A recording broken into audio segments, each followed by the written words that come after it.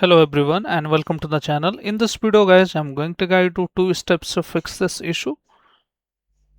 This site can't be reached on Windows 11, 10 or any operating system. So as you can see here, this site can't be reached. So let's begin to fix this issue.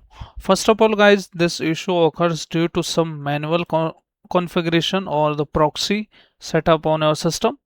So simply go to search bar, type here proxy and open the proxy setting.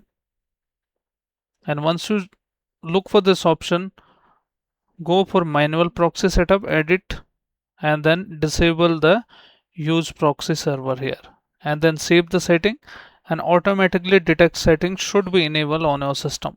So this is the first way. Now next one is open the run command here and type here ncpa.cpl to open the network properties. Look for your Wi-Fi connected or the network, right click, go to its properties, look for internet protocol version 4 properties and choose this option which says use the DNS following.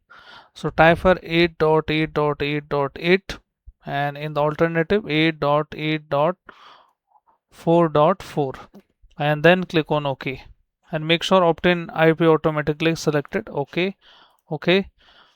Close it now and see issue should be fixed now. So let me reload it now. As you can see, it is working now.